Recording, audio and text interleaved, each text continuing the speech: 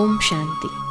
आज 15 जनवरी 2026 की बाबा की साकार मुरली है। मुरली के महावाक्य हैं, मीठे बच्चे, तुम्हारे मुख से कभी भी हे ईश्वर, हे बाबा शब्द नहीं निकलना चाहिए। यह तो भक्ति मार्ग की प्रैक्टिस है। प्रश्न है, तुम बच्चे सफ़ेद ड्रेस पसंद क्यों करते हो? यह किस बात का प्रतीक है? उत्तर है, अभी तुम इस पुरानी दुनिया से जीते जी मर चुके हो, इसलिए तुम्हें सफ़ेद ड्रेस पसंद है। यह सफ़ेद ड्रेस मौत को सिद्ध करता है। जब कोई मरता है तो उस पर भी सफ़ेद कपड़ा डालते हैं। तुम बच्चे भी अभी मरजीवा बने हो।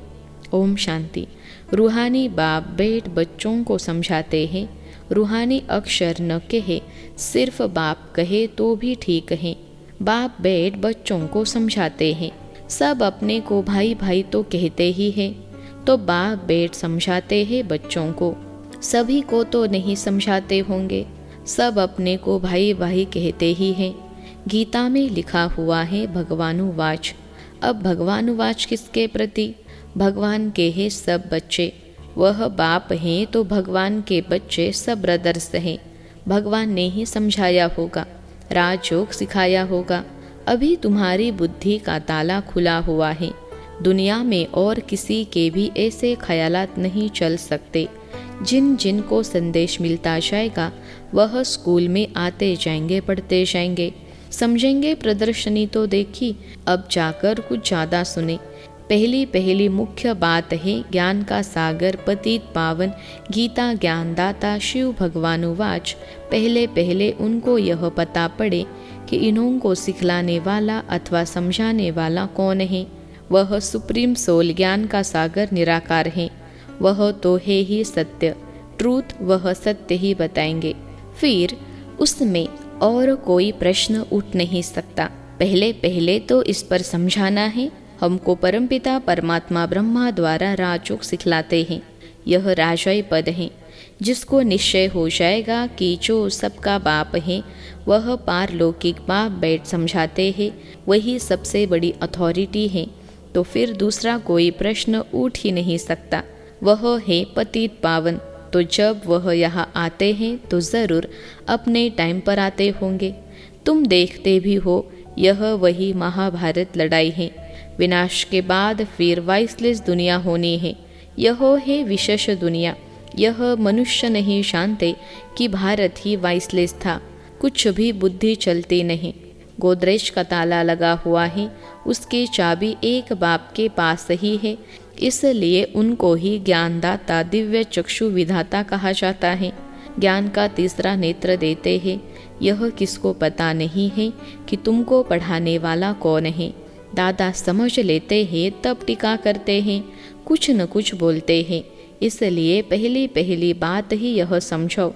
इसमें लिखा हुआ भी है शिव भगवानुवाच। वह तो है ही ट्रूथ।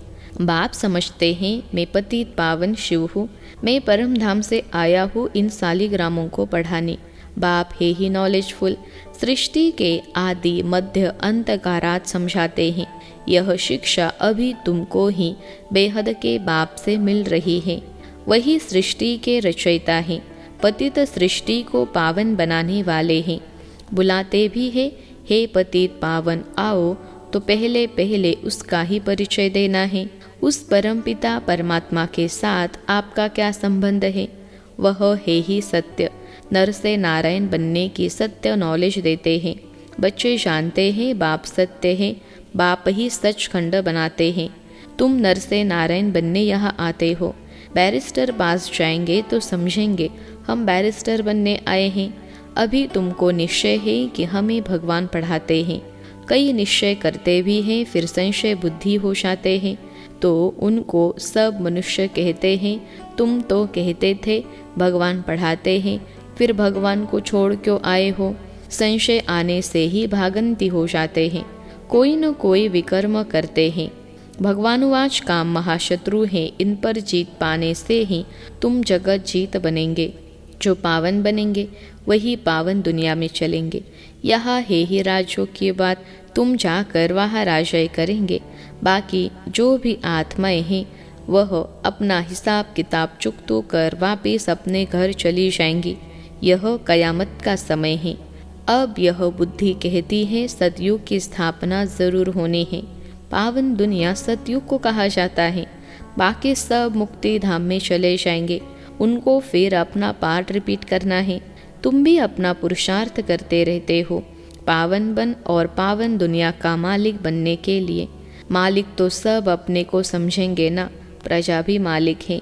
अभी प्रजा भी कहती है ना हमारा भारत, बड़े ते बड़े मनुष्य सन्यासी आदि भी कहते हमारा भारत। तुम समझते हो इस समय भारत में सभी नरकवासी हैं। अभी हम स्वर्गवासी बनने के लिए यह राजयोग सीख रहे हैं। सब तो स्वर्गवासी नहीं बनेंगे, यह अभी ज्ञान आया है। वो लोग जो सुनाते हैं, शास्त्र सुनाते हैं, वह है शास्त्रों की अथॉरिटी। बाप कहते हैं यह भक्ति मार्ग के वेद शास्त्र आदि सब पढ़ने से सीढ़ी नीचे उतरते जाते हैं। यह सब है भक्ति मार्ग। बाप कहते हैं जब भक्ति मार्ग पूरा होगा तब ही मैं आऊँगा। मुझे ही आकर सब भक्तों को भक्ति का फल देना है। मेजॉरिटी तो भक्तों की है। सब पुकारते रहते हैं ना ए गॉड फादर। भक्तों के मुख से ओ गॉड फादर है भगवान जरूर निकलेगा। अब भक्ति और ज्ञान में तो फर्क है। तुम्हारे मुख से कभी है ईश्वर है भगवान यह अक्षर नहीं निकलेंगे। मनुष्यों को तो यह आधा कल्प की प्रैक्टिस पड़ी हुई है। तुम जानते हो वह तो हमारा बाप है। तुमको हे बाबा थोड़े ही कहना है। बाप से तो तुमको वर्षा लेना है। पहले तो यह निश्चय है हम बाप से वर्षा लेते हैं। बाप बच्चों को वर्षा लेने का अधिकारी बनाते हैं। यह तो सच्चा बाप है ना। बाप जानते हैं यह हमारे बच्चे हैं जिन्हों को हम ज्ञान अमृत पिलाए, ज्ञान चिता पर बिठाए, घोर नींद से जगाए, स्वर्ग में ले जाता हूँ। बाप ने समझाया है आत्माएं वहाँ शांति धाम और सुख धाम में रहती है। सुख धाम को कहा जाता है वाइसलेस वर्ल्ड।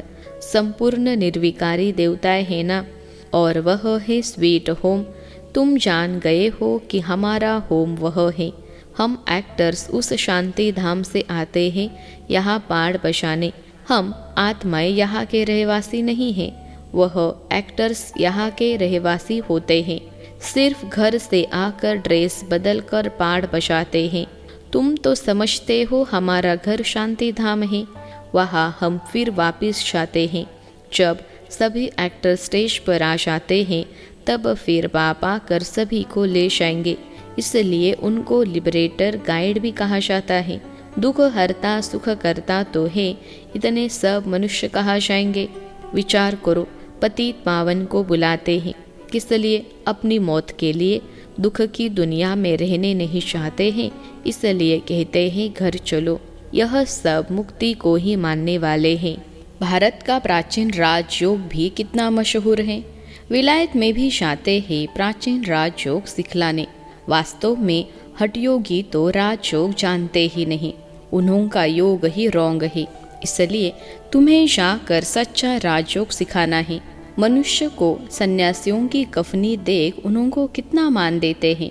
बौद्ध धर्म में भी सन्यासियों को कफनी पहनी हुई देख उनको मानते हैं। सन्यासी तो बाद में होते हैं। बौद्ध धर्म में भी शुरू में कोई सन्यासी नहीं होते हैं। जब पाप बढ़ता है तब सन्यास धर्म स्थापन होता है। शुरू में तो वह आत्माएं ऊपर से आती है, उनकी संख्या आती है। शुरू में सन्यास सिखला कर क्या करेंगे? सन्यास होता है बाद में। यह भी यहाँ से कॉपी करते हैं। क्रिश्चियन में भी बहुत है जो सन्यासियों का मान रखते हैं। कफनी की जो पहरवाइज है वह हठ योगियों की है। तुमको तो घर बार छोड़ना नहीं है, न कोई सफ़ेद कपड़े का बंधन है, परंतु सफ़ेद अच्छा है। तुम भट्टी में रहे हो तो ड्रेस भी यह हो गई हैं। आजकल सफ़ेद बहुत पसंद करते हैं। मनुष्य मरते हैं तो भी सफ़ेद चादर डालते हैं। तुम भी अभी मरजीवा बने हो तो सफ़ेद ड्रेस अच्छी हैं। तो पहले कोई को भी बाप का परिचय देना है तो बाप है। यह बातें समझने में टाइम लेते हैं। प्रदर्शनी में इतना समझा नहीं सकेंगे। सतयुग में होता है एक बाप, इस समय तुमको 3 बाप है, क्योंकि भगवान आते हैं प्रजापिता ब्रह्मा के तन में। वह भी तो बाप है सबका, लौकिक बाप भी है। अच्छा, अब तीनों बाप से ऊंच वर्षा किसका? निराकार बाप वर्षा कैसे दे? वह फिर देते हैं ब्रह्मा द्वारा। इस चित्र पर तुम बहुत अच्छी रीति समझा सकते हो। शिव बाबा निराकार है और यह है प्रजापिता ब्रह्मा आदि देव, ग्रेट ग्रेट ग्रैंडफादर। बाप कहते हैं मुझे शिव को तुम ग्रेट ग्रेट ग्रैंडफादर नहीं कहेंगे, मैं सभी का बाप हूँ। यह है प्रजापिता ब्रह्मा। तुम हो गए सब बहन भाई, भल स्त्री पुरुष है परंतु बुद्धि से जानते हैं हम भाई बहन हैं। बाप से वर्षा लेते हैं। भाई बहन आपस में क्रिमिनल असॉल्ट कर न सकें। अगर दोनों की आपस में विकारी दृष्टि खींचती है तो फिर गिर पड़ते हैं, बाप को भूल जाते हैं। बाप कहते हैं तुम हमारा बच्चा बन फिर मुंह काला करते हो। बेहद का बाप बच्चों को बैठ समझाते हैं, तुमको यह नशा चढ़ा हुआ है, जानते हो गृहस्थ व्यवहार में भी रहना है, लौकिक संबंधियों को भी मुंह देना है, तोड़ निभाना है। लौकिक बाप को तो तुम बाप कहेंगे ना, उनको तो तुम भाई नहीं कह सकते हो। ऑर्डिनरी वे में बाप को बाप ही कहेंगे। बुद्धि में है यह हमारा लौकिक बाप है। ज्ञान तो है ना, यह ज्ञान बड़ा विचित्र है। आजकल करके नाम भी ले लेते हैं, परंतु कोई विजिटर आदि बाहर के आदमी के सामने भाई कह दे तो वह समझेंगे इनका माथा खराब हुआ है। इसमें बड़ी युक्ति चाहिए। तुम्हारा गुप्त ज्ञान ही गुप्त संबंध है, इसमें बड़ा युक्ति से चलना है। लेकिन एक दो को रिगार्ड देना अच्छा है, लौकिक से भी तोड़ निभाना है। बुद्धि चली जानी चाहिए ऊपर। हम बाबा से वर्षा ले रहे हैं, बाकी चाचे को चाचा, बाप को बाप कहना पड़ेगा। जो बी के नहीं बने हैं तो वह भाई बहन नहीं समझेंगे। जो ब्रह्मा कुमार कुमारियाँ बने हैं वही इन बातों को समझेंगे। बाहर वाले तो पहले सुनकर चमकेंगे। इसमें समझने की बड़ी अच्छी बुद्धि चाहिए। बाप तुम बच्चों की विशाल बुद्धि बनाते हैं। तुम पहले हद की बुद्धि में थे, अब बुद्धि चली जाती है बेहद में। हमारा वह बेहद का बाप है। यह सब हमारे भाई बहन हैं। बाकी संबंध में तो बहू को बहू, सासू को सासू ही कहेंगे, बहन थोड़े ही कहेंगे। आते तो दोनों हैं। घर में रहते भी बड़ी युक्ति से चलना होगा। लोक संग्रह को भी देखना पड़ता है, नहीं तो वह लोग कहेंगे यह पति को भाई, सासू को बहन कह देते, यह क्या सीखते हैं। यह ज्ञान की बातें तो तुम ही जानो और न जाने कोई। कहते हैं ना तुम्हारी गति मत तुम ही जानो। अब तुम उसके बच्चे बने हो तो तुम्हारी गति मत तुम ही जानो। बड़ा संभल कर चलना पड़ता है। कहा कोई मुझे नहीं तो प्रदर्शनी में भी तुम बच्चों को पहले पहले यह समझाना है कि हमको पढ़ाने वाला भगवान है। अब बताओ वह कौन है, निराकार शिव या श्री कृष्ण? शिव जयंती के बाद फिर आती है श्री कृष्ण जयंती, क्योंकि बाप राजयोग सिखलाते हैं।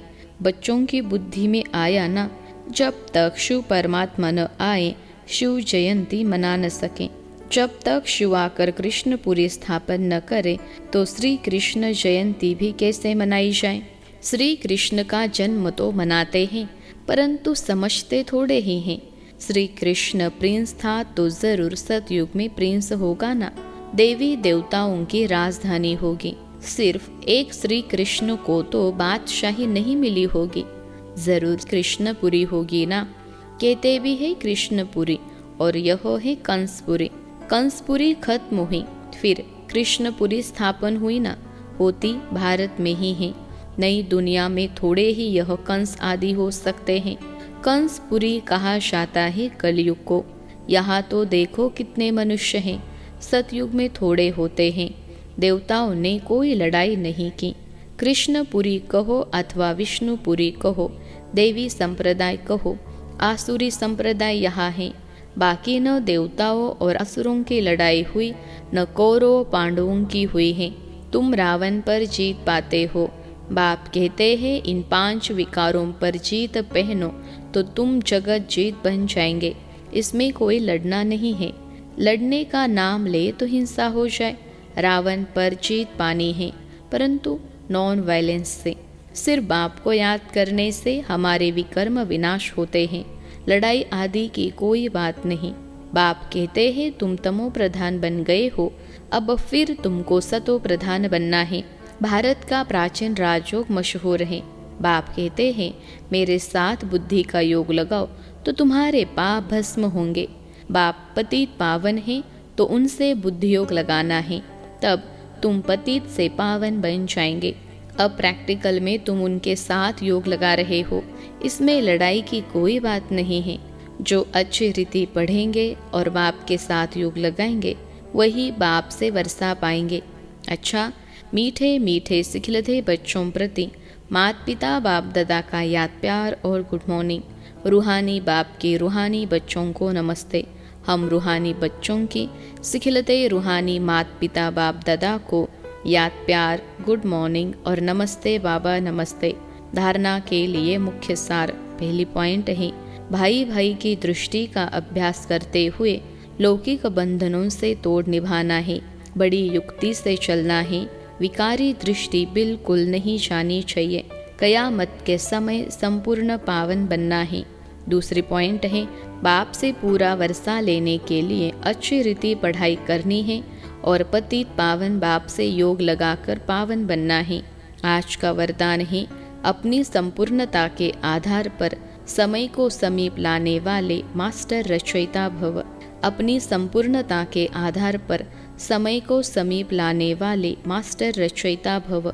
विश्लेषण है समय आपकी रचना है, आप मास्टर रचयिता हो। रचयिता रचना के आधार पर नहीं होते, रचयिता रचना को अधीन करते हैं। इसलिए यह कभी नहीं सोचो कि समय आपे ही संपूर्ण बना देगा। आपको संपूर्ण बन समय को समीप लाना है। वैसे कोई भी विघ्न आता है तो समय प्रमाण जाएगा जरूर, लेकिन समय से पहले परिवर्तन शक्ति द्वारा उसे परिवर्तन कर दो तो उसकी प्राप्ति आपको हो जाएगी। समय के आधार पर परिवर्तन किया तो उसकी प्राप्ति आपको नहीं होगी।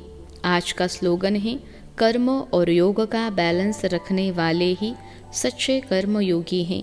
कर्म और योग का बैलेंस रखने वाले ही सच्चे कर्म योगी हैं। अव्यक्त इशारे। इस अव्यक्ति मास में बंधन मुक्त रहे, जीवन मुक्त स्थिति का अनुभव करो। जब तक कर्मेंद्रियों का आधार है तो कर्म तो करना ही है, लेकिन कर्म बंधन नहीं, कर्म संबंध। जीवन मुक्त अवस्था अर्थात सफलता भी ज़्यादा और कर्म का बोझ भी नहीं। जो मुक्त है वो सदा ही सफलता मूर्त है। जीवन मुक्त आत्मा सदा फलक से कहेगी कि विजय निश्चित है, सफलता जन्म सिद्ध अधिकार है। अच्छा, ओम शांति।